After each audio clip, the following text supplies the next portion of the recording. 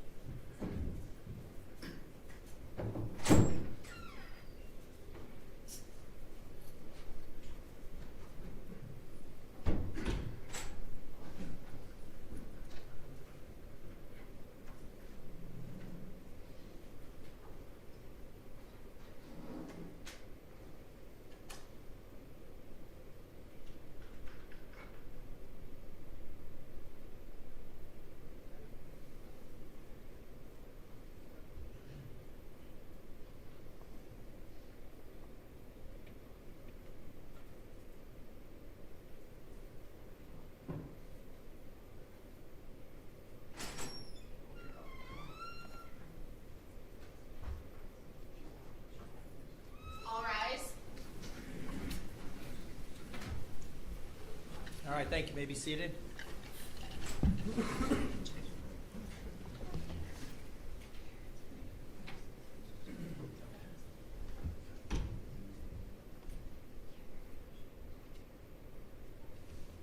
All right, good morning. We're here for sentencing this morning.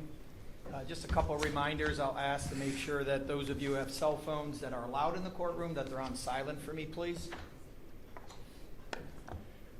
With respect to sentencing, I'll just note to all of you present here this morning that there are certain things I'm required to do as a judge that is told to me by our legislature as well as the higher courts, Supreme Court and Court of Appeals. And I'm going to address those aspects first before I go into the sentencing discussions that we'll have here on the record from the state and Ms. Ellis and her lawyers, and then my comments. So please bear with me as I comply with the procedural requirements in order to satisfy some of the due process that Ms. Ellis is owed here this morning. So with respect to a number of items that I'm going to address this morning, the first would be that based on the verdict that was handed down, and why don't I go through again just for the record. It was a 10-count indictment. I had dismissed one count during trial. The jury had returned a verdict on case 692-604 of guilty of all the remaining 9 charges. Those 9 charges, count 1 being the aggravated murder, count 2 being murder under the A section of the code, count 3 being under the B section of the code. Count 4 was felonious assault, as well as count 8, endangering children, guilty verdict. 2 counts of attempted murder, guilty verdicts. And then finally the last count, which would have been count 10, which was the theft charge, the misdemeanor. Having found and rendered a verdict of guilty, the jury brought forward the requirements under the statute. One is that there's a duty to advise Ms. Ellis of a violent offender being found guilty on the aggravated murder, of some reporting requirements that she's to report in the event that she's placed back in the community. So Ms. Ellis, I'm going to address you on a few items that need to be addressed with you before I go into the sentencing phase. Ms. Ellis, you've had an opportunity to meet with your lawyers before coming out this morning. I have provided them the duty to enroll as a violent offender. I know they spoke to you about it, and I'll go through it just briefly. Your signature is on that form from this morning as well. And so I'll just ask you, Ms. Ellis, did you have a chance to speak to your lawyers about this duty to enroll as a violent offender this morning? Did you have a chance to discuss that? And did you sign that today? Yeah. Very good. Being convicted or being found guilty of this offense of aggravated murder, you are required to enroll in person with the sheriff of the county in which you establish residency within 10 days of coming into that county. You're going to have to provide that sheriff a number of items: your Social Security, full name, residence, the information regarding this verdict from the jury, addresses of employment or school, driver's license information. All of that's required to be provided if given that opportunity to be back in the community to the county sheriff. You're required to provide fingerprints and palm prints, and after the date of initial enrollment, you're required to re-enroll annually as well. And that's something within 10 days of the anniversary that you sign initially with the sheriff. If you change any of your addresses, you do have to provide written notice to the county and the sheriff as well.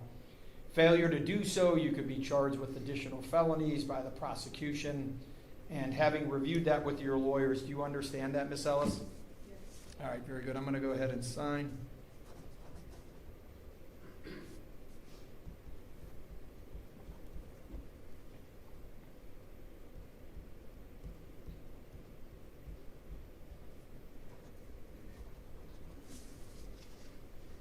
With respect to some other requirements that I'm required to advise you of as well, that I want to make sure I do before I hear from all the parties. So with respect to your verdict of guilty that was found regarding count 6 of the indictment, and for the record, for the parties, for the state, and for counsel for Ms. Ellis, The finding of the jury on counts 6 and 7 were both felonies of the first degree. I'm going to use count 6 with respect to sentencing guidelines, the felony of the first degree regarding Reagan-Tokes notification. So because it's the first felony of the first degree of which the jury returned a verdict, is there any concerns with that? Ms. Fralia, I do have to still advise, still understanding that count 1 will be controlling regarding sentence. Correct, Your Honor. The state was going to elect on count 7 and have count 6 and count 8 merge into count 7. We are going to elect on count 7 for sentencing purposes.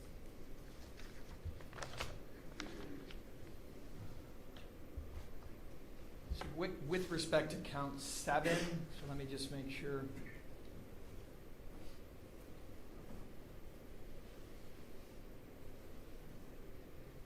Okay, so count 7, the felony of the first degree, the court will advise Reagan-Tokes. Any objection from the defense? No, Your Honor.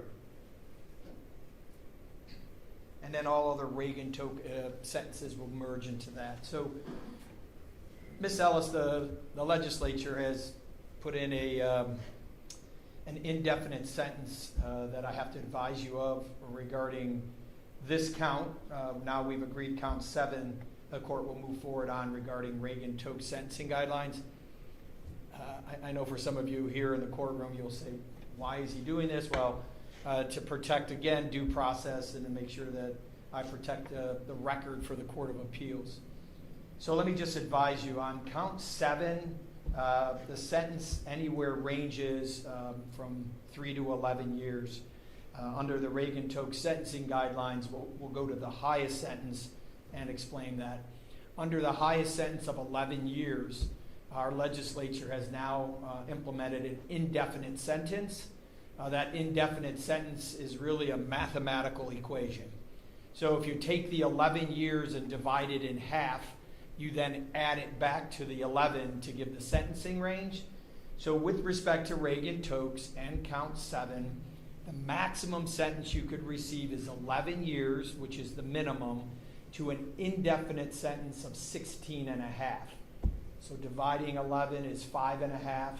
Adding it back to 11 is 16 and a half. So I'm advising you, Ms. Ellis, the sentencing range on the maximum sentence with respect to count 7 will be 11 minimum to an indefinite sentence of 16 and a half. So do you understand that?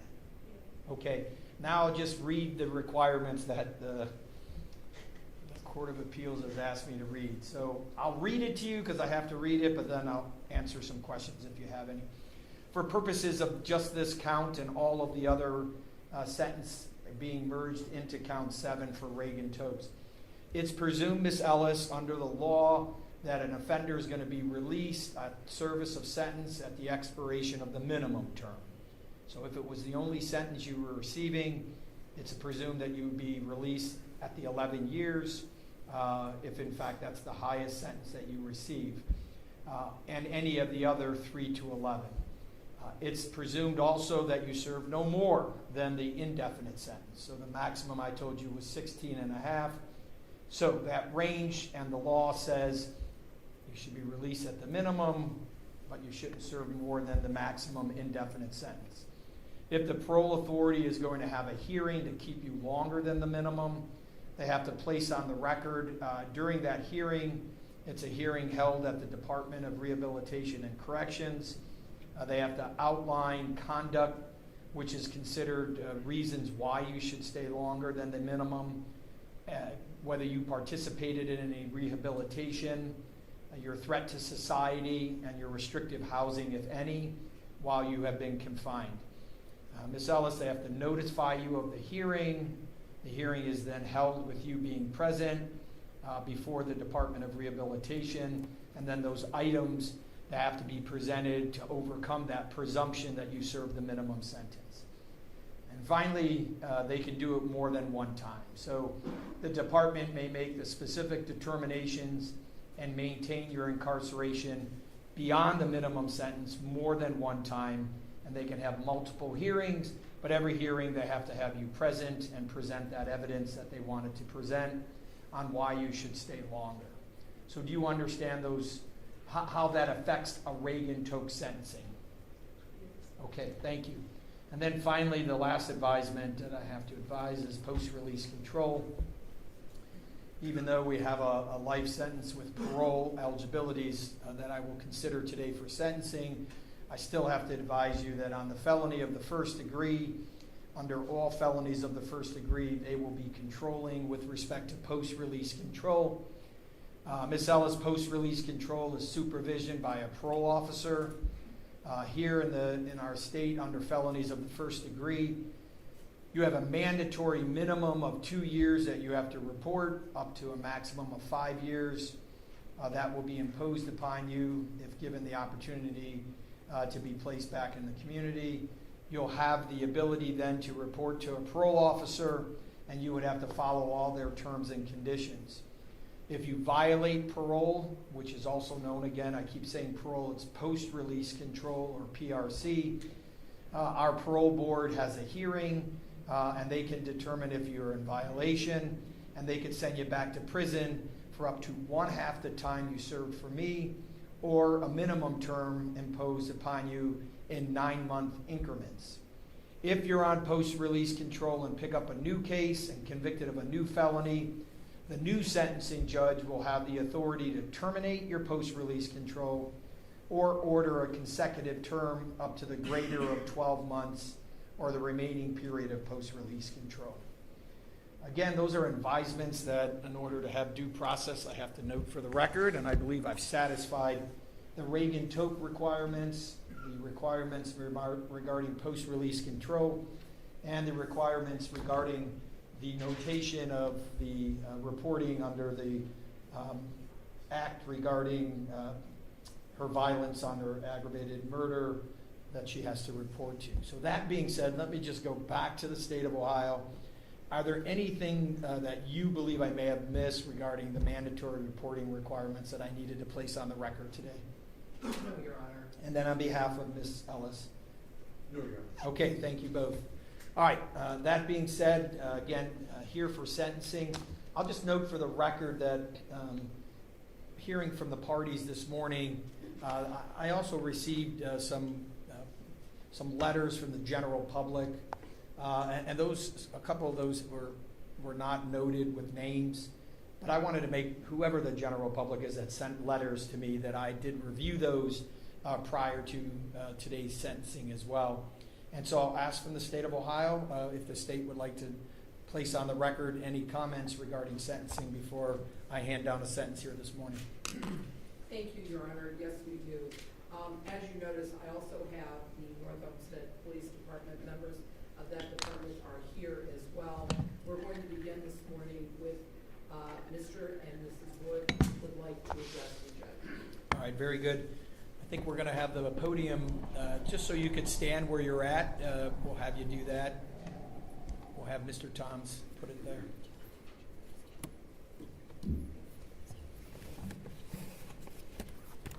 Good morning. Good morning, Your Honor. And I'll just note, I do have the microphone on.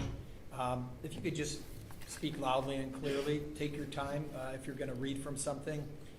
If you don't mind just stating your name for the record and just spelling it for the record.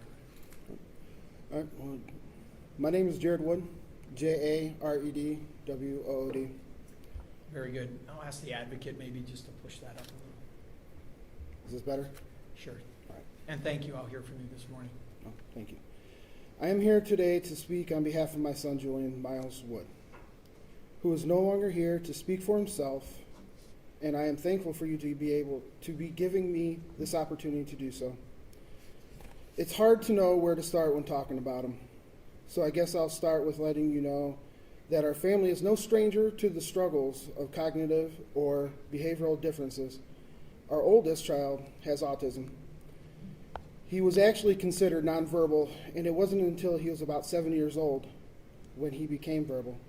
We tried everything we could to help as parents, but what, or who I should say, actually got him to break free and open up and talk to the point to where we have actually a hard time getting him to stop now was Julian himself. Julian had a special way with people to get them to grow and open up and just have fun. That was the kind of kid he was. He was funny, outgoing, fearless, and full of life, love, and laughter. The energy he brought to the world was boundless.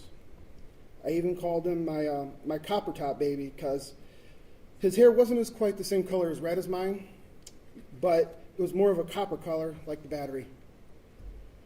Julian loved dinosaurs, and outside of saying hi, Mom and Dad, dinosaur was his first word, which actually shocked all of us with how big of a word it was at such a young age.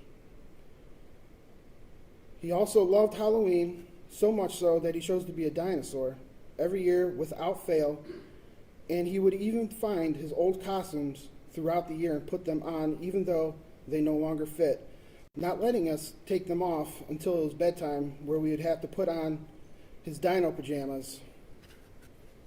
However, these are moments that we'll never get the chance to share with him again.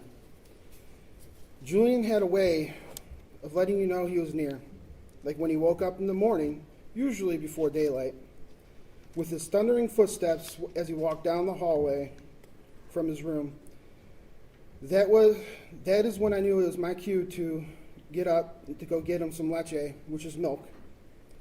Another way Julian made his presence known was by taking his brother's toys and running around laughing because he knew he couldn't catch them, and it was funny to take big brother's things, which unknowingly helped his brother find his voice and start speaking up for himself.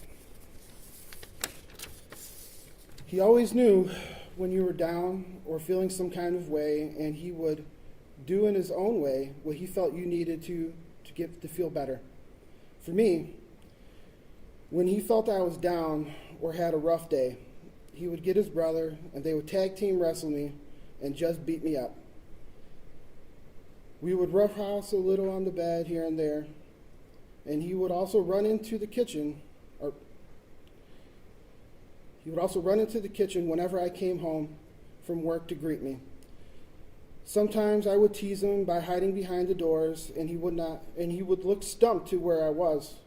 And I would jump out roaring like a dinosaur, and he'd roar back and then punch me in the stomach and go, "Ah, you scared me, Dad." For my wife, he would snuggle deeply and tell her he loved her. And sometimes he would fearlessly climb onto the counter and go into the cabinets and pull out a box of cake mix and help her make a cake. And for his grandmother, he was glued to her side. They had their inside jokes. He learned to love all the odd old candies like black licorice or candy corn. And for his brother, he would sit with him and watch videos on his iPad so Big Brother knew he was near. He was just so smart and funny and knew things that most little kids didn't know. Like whenever we would go in the car, he would always try to give us directions to McDonald's because he always wanted French fries.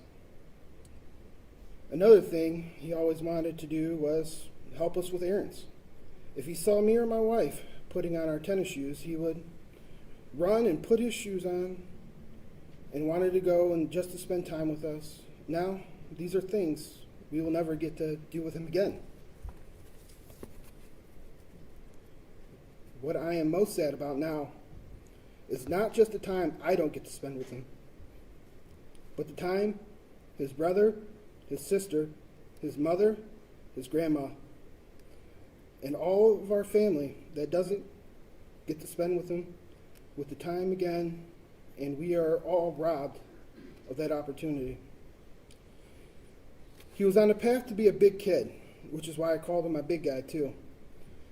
He was going to be the protector of his brother and sister. That part was evident since the moment I brought Julian and his brother to the hospital to meet the new baby sister and see their mother. Julian was so in love with her. He wouldn't leave her alone or take his eyes off her while we're there. And he even tried feeding her while she laid in the crib sleeping. his sister won't get to know the amount of love he had for her, other than from what we tell her. She didn't even get a full 2 months with him before he was taken from us. When we had our daughter, I finally felt I had a full life. I had everything I ever wanted. A beautiful, loving wife, 2 sons and a daughter. It didn't even last all of 2 months before that monster took him from us. Now all of our hearts will forever be missing a piece, and it's up to all of us to keep his light shining, even though his star is gone. With that, I would like to thank you for taking the time to hear me out and speak about our son and what he was able to give this world in such a short time. And thank you again to the prosecution, Anna and Jillian, for fighting so hard for our boy and my wife. And thanks to the jury for getting it right. And thank you to the North Olmsted Police Department for all the work you guys did with helping on that day. And to the community for the continued support. We will be forever grateful. With all that being said, to Judge Russo, I ask you to do what's best for my family and the community, so she has no opportunity to commit these heinous crimes again. I'm asking you to give her the maximum sentence possible, life without parole. Thank you. Thank you.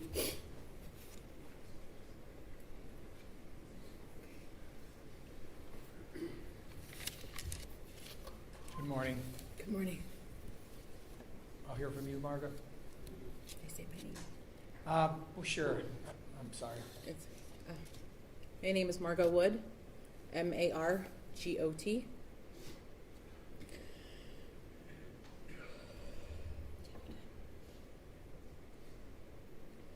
I watched my son take his first breaths when he was born, and I watched him take his last in my arms, covered in his blood.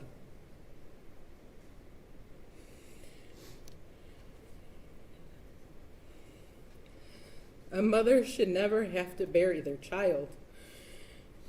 A mother is supposed to go first, not her children. A mother shouldn't receive her child's death certificate at 3 years old, and his cause of death is by homicide.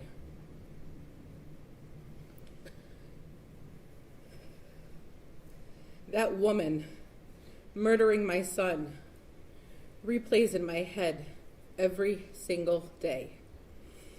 It is my living nightmare. The last thing I will ever hear from my son is his scream, the sound of his pain and fear before he was gone. And I can still see the terror in his eyes, and it haunts me every day. He was my baby boy, and the day he died, a part of me died with him.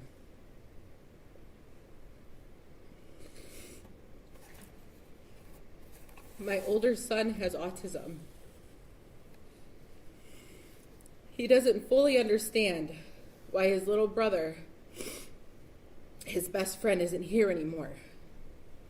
He asks us about heaven and if we can just wake up baby Julian so he can come home and be here with us. He thinks if he goes to the hospital, he can go and see him. When his dad goes to run an errand or leaves for work, my son worries that he won't come home. I have to call my husband on video chat so he can make sure his dad isn't dead. The days Jared and I were here for trial, he thought we both died. So my aunt and my mom had to reassure him that we were okay and we would be home later. When his friends or teachers at school are absent due to being sick or having appointments, When they come back, he runs to them and gives them a big hug and yells, "You're alive."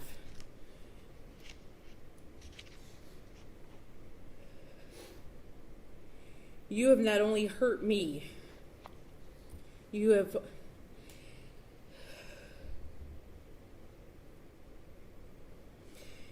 not only taken away my youngest son, you have caused trauma to my other children. My daughter was only 2 months old when she killed my sweet boy. Julian gave his sister all the love and affection a big brother could ever give in that short time. Coming home from preschool, he would take off his backpack and run to give her a big hug and a kiss. He helped with bath time, stood next to me during diaper changes, and would help with giving her a bottle. They were like two peas in a pod, Velcroed together.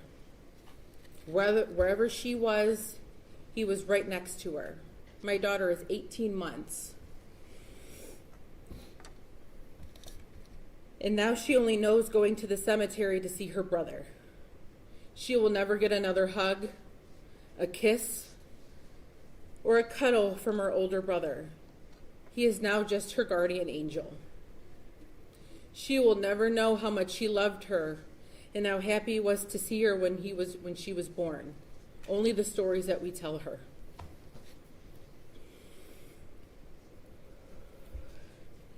Julian brought laughter, light, and love in our home with his infectious laugh. He helped with my oldest son in so many ways with communication and play. Our home isn't as loud and chaotic anymore, not the way it used to be. There's no one playing with dinosaurs and chasing around his big brother with them. My boys aren't wrestling in the living room and dancing to the Minions movies. There is no one dressing up for Halloween as a dinosaur.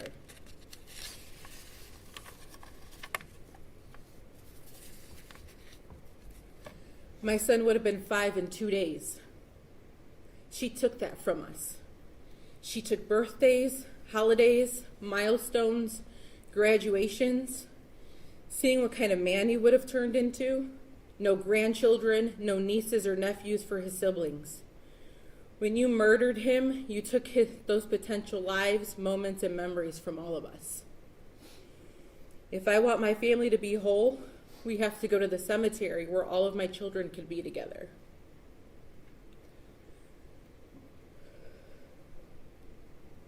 My oldest doesn't like going because it makes him sad. Now when I take pictures of my son,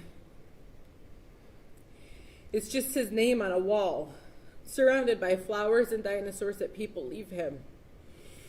Instead of taking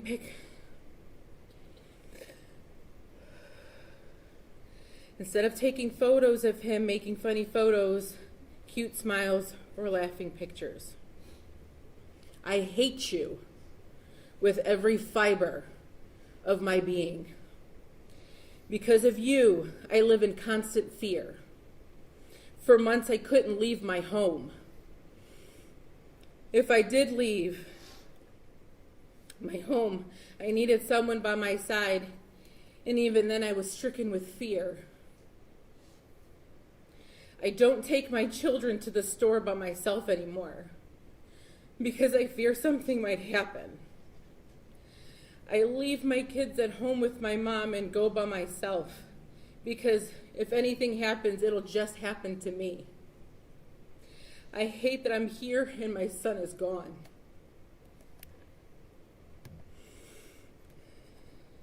Just because you have a mental illness doesn't mean you can use that to justify you murdering my son.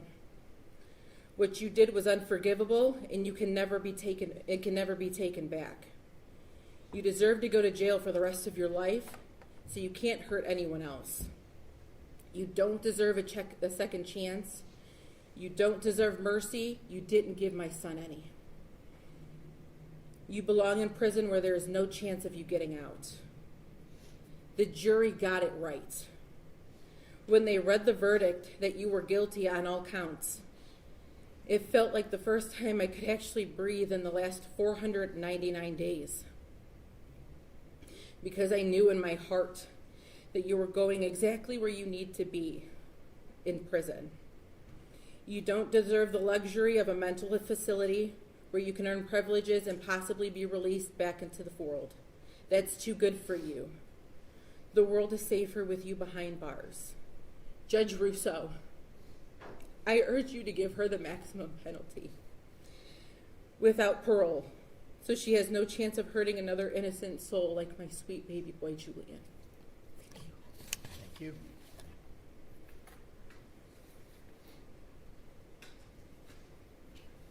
Ms. Faralia? Yes, Detective Sean Ventris from the North Olmsted Police Department is going to speak.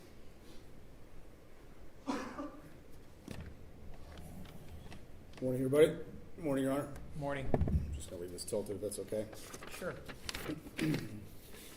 My name is Detective Sean Ventris, and I'm with the North Olmsted Police Department. First name is spelled S-E-A-N. Last name is V as in Victor, E-N-T-R-I-C-E. I speak today on behalf of every officer and staff member who was involved in the investigation of the murder of 3-year-old Julian Wood. No amount of training can prepare a police officer for the loss of a child. This case has left a lasting emotional impact on everyone who responded that day. The officers who found Julian Wood will never forget what they saw, the innocence that was taken, and the silence that followed. For many, it is an image and weight they will carry for the rest of their lives. Our department has seasoned officers, people who have spent decades on the job, who struggle to sleep, break down in private, and question how something so cruel could happen. Some sought counseling, others withdrew, and all were changed. In policing, we learn to build emotional armor, but this case pierced through it completely. The impact extended far beyond the station walls. The community where we serve was shaken to its core. Parents became fearful, neighbors grieved together, and many questioned how such violence could touch the life of a young child. The officers who patrol these streets now do so with heavier hearts, knowing that the unthinkable is possible even here in North Olmsted. For months, our investigators worked tirelessly, reviewing the case and collecting evidence. Every step of the process was fueled not just by duty, but by a deep personal drive to bring justice for a little boy who could not speak for himself. This case has reminded us all of both the fragility of life and the weight of our responsibility as protectors of our community. It has strengthened our resolve, but also revealed the deep emotional cost of what we do. On behalf of the North Olmsted Police Department, I ask the court to recognize that this crime did not only destroy one young life, it profoundly affected an entire community and the officers sworn to serve it. Justice in this case is not only about punishment, it is about acknowledging the immense harm done and ensuring that such tragedy is never repeated. Thank you. Thank you. Ms. Faralia? Thank you, Your Honor. The overriding purposes of felony sentencing are to protect the public from future crimes and punish the offender. The state, Your Honor, is going to ask you to impose the maximum penalty allowed by law in this case. Life without parole for Julian Wood and consecutive time for Marco Wood. Your Honor, you sat with us for 8 days and learned about Bionca Ellis. She had no regard for human life when she stabbed a vulnerable 3-year-old child sitting in a shopping cart. She stabbed him to death after cutting him down. She targeted him. And I'm sure, Your Honor, you remember how this defendant selected her weapon of choice. She left Volunteers of America with 2 knives in her hand. She goes to Things Outlet, and you observe her on the video searching and looking around with knives on her back, behind her back. She walks out, and she goes to a cement column to check out the pliability of the knife.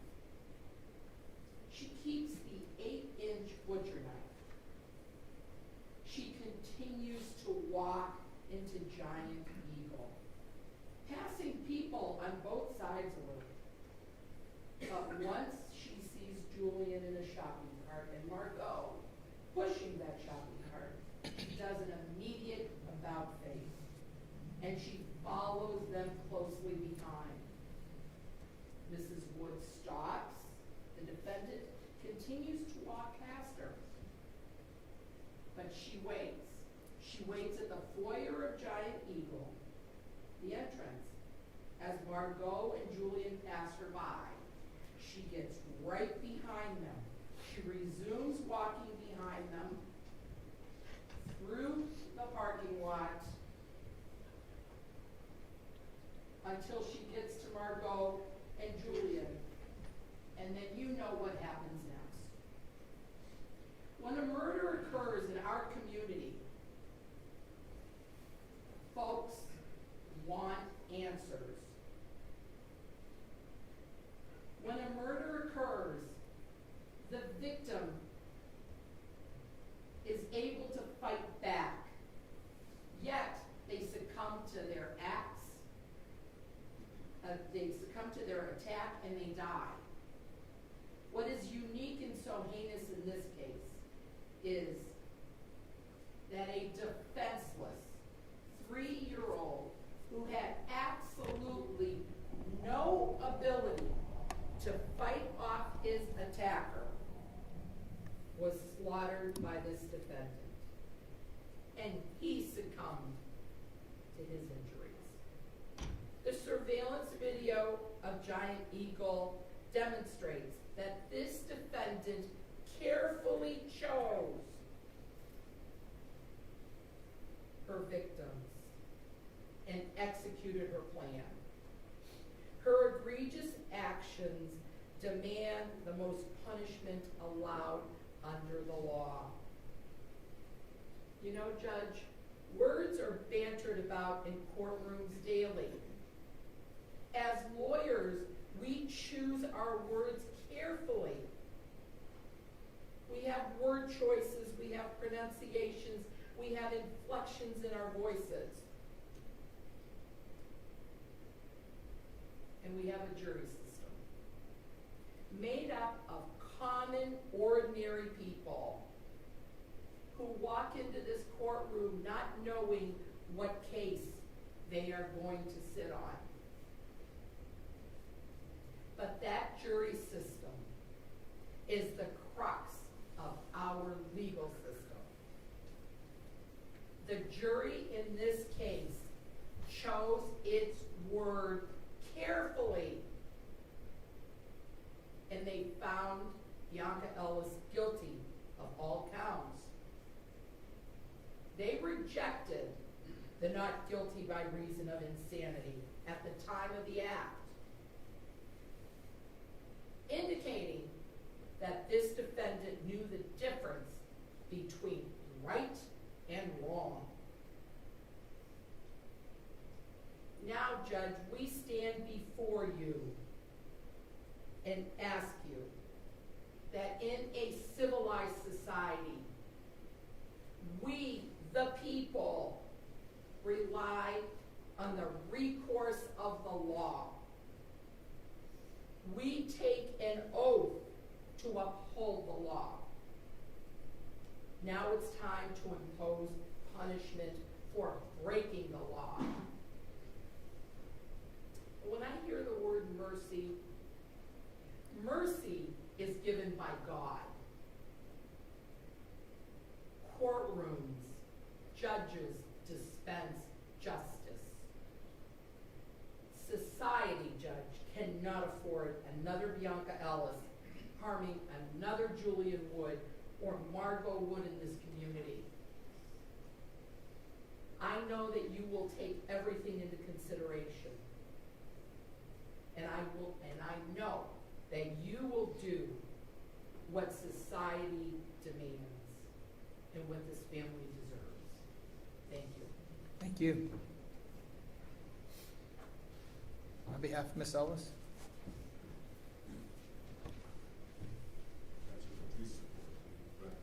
Yes. Thank you.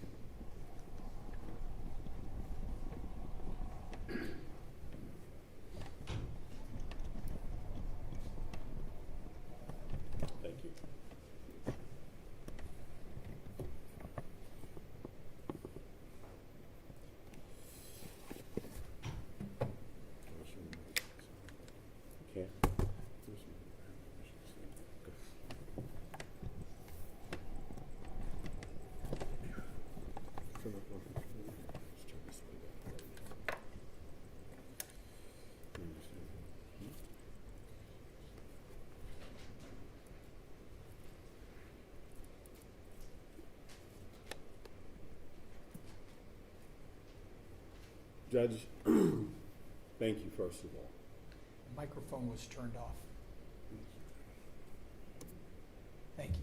Can you hear me? Sure. Okay. I could have heard you anyways, but I just want to make I sure. thought so. Yeah, thank you. As you know, these are unique trials when the defense is not guilty by reason of insanity. Not unlike a capital murder case, you get to hear the mitigation during the course of the trial. And what we learned is that Bionca's 34 years old. She has no prior felony convictions. We accepted responsibility in this case. We acknowledged it in voir dire, in opening statement, and then in closing argument. She allowed for us to have that as a part of her defense. And we know that she's remorseful. You heard the testimony of Dr. West. She told you that once Bionca learned what had occurred, she was tearful. She expressed it. And throughout the course of this trial, Bionca demonstrated good behavior. She was polite. She never got out of pocket. And that is Bionca on medication. And that trial lasted for 8, 9, 10 days. If nothing more, we learned that she's two different people. It's like Dr. Jekyll and Mr. Hyde. When she's medicated, this is what you get. When she's not medicated, what happened on June 3rd, it's a different version of Bionca. Now, typically at this stage, as defense lawyers, we capitulate, we talk about responsibility, we talk about remorse. And what I want to say is this. Mr. Johnson and I respectfully disagree with the verdict. And while we have tremendous respect for that family back there and the courage that they've shown, the civility that they've demonstrated throughout the course of this trial, and respect for the state and law enforcement who did a great job in this case, although we accept the verdict, we respectfully disagree with it. And what I'll say is that you have to decide the worst form of the offense when you are sentencing. And we all know that all the experts in the case agree that Bionca was mentally ill. You know she suffered from a severe mental disease. There's no question about that. And that we all know that from at least January of 2024, all the way up until June of 2024, she was unstable, she was hospitalized, and she was not on medication. You had that evidence as recent as maybe 3 or 4 days prior to this incident while she was in the North Olmsted jail. So she's not okay from January to June of 2024. And then once she's arrested and she comes into the arraignment room for the next couple of months, we know that she's incompetent. Somehow, just on the day of the incident, she's not well. And I'm by no means, I'm not relitigating this. That's not my intention. You understand that. This is something that you're allowed to take into consideration for purposes of mitigation and deciding whether or not this case is the worst form of the offense. I am firmly convinced that had she been found not guilty by reason of insanity, based on my experience with these cases, that she'd probably be in hospital for the next 20, 30 years. You're allowed to weigh all of that. And she's been in custody for almost a year and a half. When on medication, she's been on custody without incident. I don't know if they want me to point them out, but she's had strong family support throughout the course of this trial. And looking at the sentencing factors under 2929-12, I think that there's a lot of mitigation in this case. And I know how powerful these facts are as it relates to the death of a child. And I know it's a very weighty decision for you. But judges don't make decisions based on emotions. You follow the law, you look at the sentencing factors, and then you make a decision based on her history and her characteristics. You make a decision based on what you know about her. So both Mr. Johnson and I respectfully ask the court to consider 20 years before she's parole eligible to a life sentence and sentence her accordingly as it relates to Margot's injuries. Thank you. Thank you. Mr. Johnson, anything? Anything on Ms. Ellis would like to speak? I just want to say I apologize. I'm so sorry. Okay. All right, you can be seated. Thank you. Justin, don't mind just pushing it right up to me so it's out of the way. Thank you.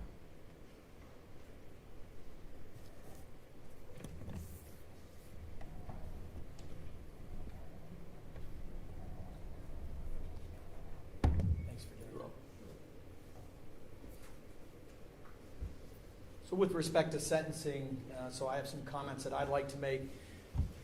You know, I think it's fair for all of you to understand, just as the lawyers have pointed out, there are certain guidelines I follow as a judge. And some of those things that are said are mitigating. Others I take into consideration, just like any other of my fellow 33 judges here on the bench. You know, sometimes the word is desire and demand.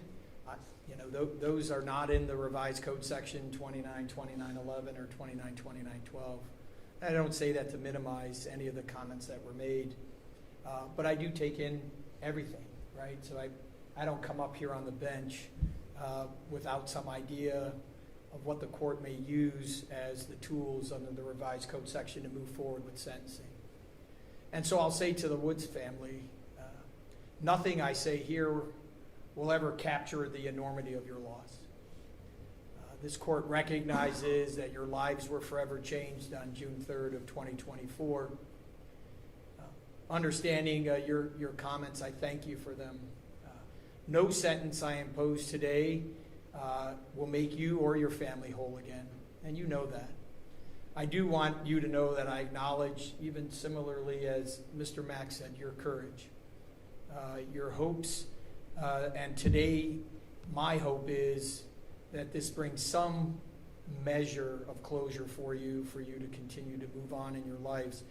As you continue to navigate the landscape of life without your son, please know that I'm painfully aware of Julian's void in your lives. Justice cannot undo tragedy, but it can affirm that what happened was wrong and that your child's life mattered. And to the Ellis family, you've been here the whole time as well. I do want to acknowledge that this process as well has been painful for all of you. As a family, you must forge ahead and try to understand the nature and gravity of this case. Again, while my sentence must reflect the severity of the crime, I do not ignore that your family too are experiencing loss. And I hope that you find strength in the days ahead. Ms. Ellis, as noted, the jury of your peers has spoken. They have found that although we all have agreed that you suffer from schizophrenia, that you did understand the nature and wrongfulness of your actions as handed down in all of the guilty verdicts by this jury. You know, the power of the American jury system is that it reflects the values of all the community that they represent. And as I sit here as a judge for almost 21 years, as a court, I accept the finding of your peers, and I'll sentence accordingly. You know, the tragic sequence of events of June 3rd of 2024 and that attack, the jury has found was calculated and wholly without justification or reason of any kind. You know, I rewatched every video for preparation for sentencing that was presented during the trial. And I find that it's clear that in that evidence, you are fixated on the very first child that you crossed paths with that tragic day. That tragic day, you chose to end the life of Julian Wood. A life, as we heard today, that was filled with limitless promises. Your choice has inflicted immeasurable pain on the Wood family, on your own family, and as we heard, on the community in which we all live. Mental illness does not excuse what you did. although it'll be taken into consideration when you are sentenced, that you continue to receive ongoing treatment while incarcerated. Ms. Ellis, I hope that you use this time to confront the harsh reality of the actions that you've created here in the courtroom. No sentence that I hand down today can undo the pain that you cause, but justice requires that your actions have consequences. Before concluding with my sentence and outlining what I will hand down today, I do want to take a moment to address an issue that confronts this court and our communities near and far. This tragedy did not occur in isolation. As a society that cares for the members of the community, we cannot continue to ignore the glaring gap in our county's mental health support system. It is not lost on this court that this trial started during Mental Illness Awareness Week, a week that recognizes the importance of meaningful connections, advocacy, and local actions to ensure that adequate mental health services are available to each and every citizen here in Cuyahoga County. Significantly, the medical experts in this case testified on October 10th, a day that was globally recognized as World Mental Health Day, a day that's dedicated to raising awareness around mental disorders and combating their social stigma. It's in this spirit I hope we all continue to confront the gap between the need for mental health treatment and its effective and equitable distribution and provision to all of those in our community. And therefore, I urgently implore our city and county leaders to continue providing facilities and programs that respond quickly and compassionately to those in crisis. The need is dire now than far too many of us realize. The leaders in this county have been discussing this topic for far too long. Please get it done. No family should have to lose a child, and no family should have to watch their loved ones deteriorate because meaningful and effective mental health services were unavailable. The absence of adequate and functioning mental health facilities in our community has tragic consequences. And I call upon our leaders at every level of government to make providing and supporting mental health care a true priority so that others in crisis can be helped before another tragedy occurs. But Ms. Ellis, again, I want to state that while your mental illness was accepted by this jury, it is not an excuse for what you did.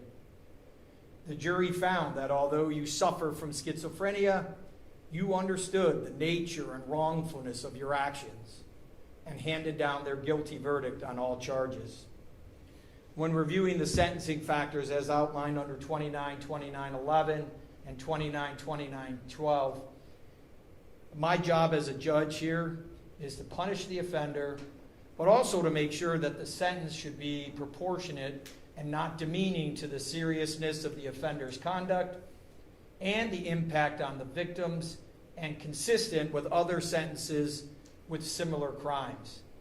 In looking at the seriousness, of course, the child's age and the suffering weigh heavily for this court as well. And so with respect to my sentencing, after taking in consideration all the matters before the court that are appropriate under the principles and purposes of sentencing, the court's going to impose the following sentence. Starting with count 2, as found guilty on count 2 of murder, it's a life with parole eligibility at 15 years. On count 3, the murder charge under the B section, it's life with parole eligibility at 15 years.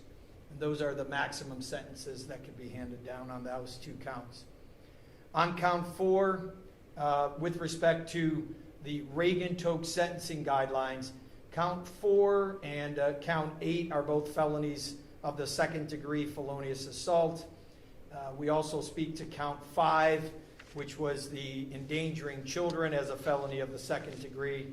And then we speak to count 7 and 6. The state and I have agreed that I will move forward with count 7. Under count 7, under the Reagan-Toke sentencing guidelines, on the attempted murder in count 7.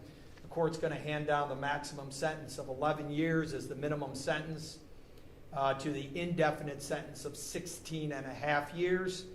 Again, I've outlined the Reagan-Tote guidelines and the reporting requirements for post-release control that will be controlling on all other felonies of the second and first degree, this being the highest level.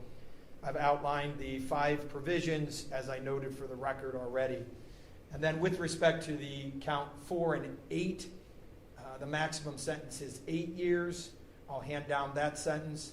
Count 5, 8 years. Count 6, 11 years. Count 8, 8 years. And then as indicted, count 10, which would be a 6-month sentence on the misdemeanor charge. Regarding aggravated murder and finding the defendant guilty of aggravated murder by this jury, the court's going to hand down a sentence of life without parole. I'll run every other sentence concurrent to life without parole. Ms. Ellis, you'll be given credit to 509 days of the time that you've served. I'll order you in the custody of the sheriff to transport you to Marysville Correctional Facility. I'll also indicate that fines, fees, and court costs will be waived with respect to this sentence. In addition to the verdict that has been handed down by this jury and the sentence that the court handed down, Ms. Ellis, you have a right to appeal both the sentence and the conviction in this case. You can do that by filing a notice of appeal with the clerk of courts within 30 days of this sentence. If you're unable to pay for the costs of an appeal, you have the right to appeal without payment of costs. If you're unable to obtain counsel for an appeal, I'll appoint counsel to represent you. If you're unable to pay the cost of documents necessary, they are provided to you without cost. You have a right to a notice of appeal filed timely on your behalf. And Ms. Ellis or counsel, do you wish to appeal both the sentence and the conviction handed down in this case? Yes, Your Honor. Note our objection for the record and appoint counsel for the objection. I'll note your objection regarding my sentence, and knowing that she's unable to afford counsel, I'm going to appoint the public defender to represent her with respect to her appeal. Again, noting for the record, all counts will be run concurrent to each other, with the life without parole being count 1 sentence. I'll waive all fines, fees, and court costs, give her credit for the 509 days that she served, in addition to time while she awaits her transportation to Marysville Correctional Facility for Women. Is there anything further from the state of Ohio before we recess? No, Your Honor. Anything on behalf of Ms. Ellis? No, Your Honor. All right, we adjourn. Thank you. Yeah.